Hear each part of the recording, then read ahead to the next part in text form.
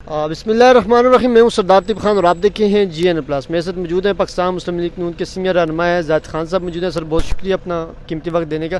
سر operation بنیاداً مرصوص جو ہے وہ کامیابی سے ہوا ہے اور کیسا دیکھتے ہیں پاک آرمی نے جس طریقے سے نریندر مودی کی جو ہندوتوا سوچ ہے اس کو چاروں شانے چت کیا ہے, کیا کہیں گے سوال؟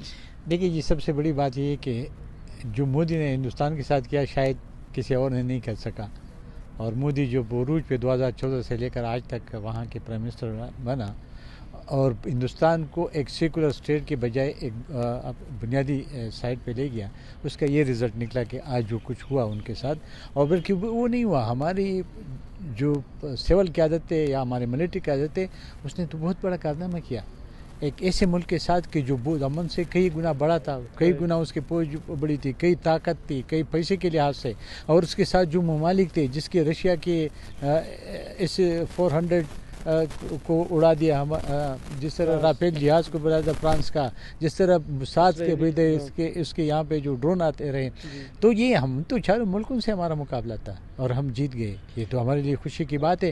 اور ہم سمجھتے یہ کہ ہندوستان کے ساتھ ہندوستان کو بعد میں ہندوستان کے عوام کو بعد میں پتہ چلے گا مودی نے ان کے ساتھ وہ کام کیا جس طرح گورباچوف نے روس کے ساتھ کیا تھا. اور روس آخر آج جس طریقے سے روس کا دیکھ رہے ہو نا, یہ کچھ عرصے کے بعد یہی ہو جائے گا کہ اس کا بھی یہی ہوگا.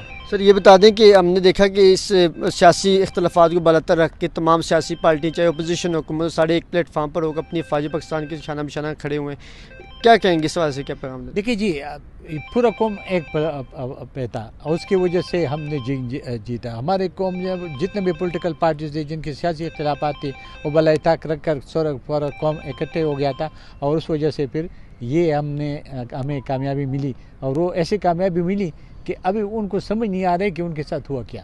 تو یہ ہم سمجھتے ہیں کہ اسی طرح جو ہمارے فورسز نے کیا یا ہمارے سول قیادت نے ایمانداری کی, اس قوم کے لیے ایک آج جو مقام ملا ہے پورا دنیا میں شاید یہ کسی اور قوم کو نہیں ملا. سر ہم نے دیکھا کہ انڈین میڈیا بڑا وویلا مچا رہا تھا اور جھوٹ اتنا پھیلا رہا تھا کہ لیکن آرمی چیف صاحب کی قیادت میں اور جس طریقے سے ISPR صاحب نے کہا تھا کہ ہم جب کریں گے حملہ تو پوری دنیا دیکھے گی اور انڈیا میڈیا خود بھی بتائے گا.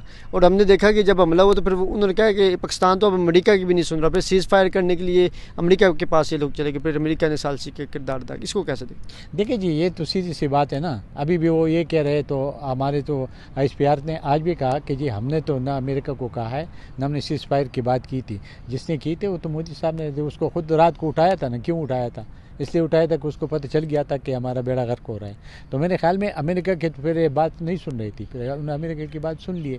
اور امریکہ پہلے نہیں آ رہا تھا کیونکہ امریکہ کو بھی تھا کہ وہ تو ہمارے ساتھ مخلص تو نہیں ہے امریکہ نا, پاکستان کے ساتھ مخلص تو نہیں ہے. اس تو یہ دیکھ رہا تھا کہ چلو ہندوستان اس کے ساتھ ایک ہاتھ کر لے, لیکن جب اس کو پتہ چلے کہ اس کے ہندوستان, کیونکہ ہندوستان تو وہ تو چائنا کے لیے برابر کر رہا تھا.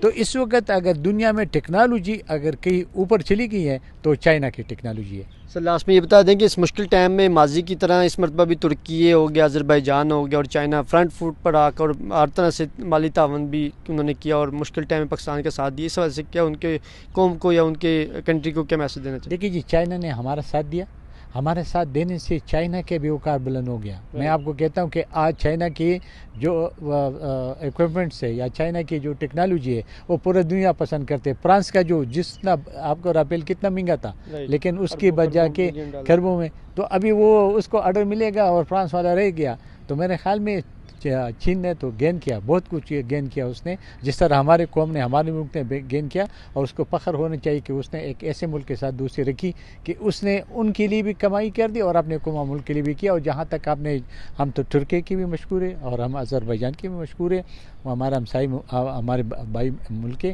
اور اس نے ہمیں سپورٹ کیا. اللہ ان کو خوش رکھے, ہم ان کے ساتھ کھڑے ہیں, ہمارے قوم بھی ان کے ساتھ کھڑے ہیں. سر لاسٹ میں یہ بتائیں کہ سندھ طاس معاہدہ جو یک طرفہ طور پہ بھارت نے معطل کیا, تو کیا اب سیز فائر میں جب بات چیت ہوگی تو سندھ طاس وغیرہ زیر غور آئے گا؟ دیکھیے جی, ایک سندھ طاس کے ایک بات میں ضرور کرنا چاہتا ہوں. دیکھیے سندھ طاس میں ابھی جو ڈیم اس کے بنی ہے نا, اس میں اتنے کیپیسٹی نہیں ہے کہ وہ ہمارے پانی رک سکے.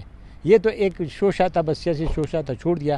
کیونکہ جتنا بھی ان کے ابھی کیپیسٹی ہے وہ تو اتنا ہی جتنا اس کا شیئر ہے, جتنا وہ 47 معاہدے میں ان کا شیئر ہے اتنا یہ وہ روک سکتے، اس کے علاوہ تو وہ روک ہی نہیں سکتے، اور اگر نیا ڈیم بنائیں گے یا نہیں اس کے وہ کریں گے تو اس کے لیے تو بہت ٹائم لگتا ہے.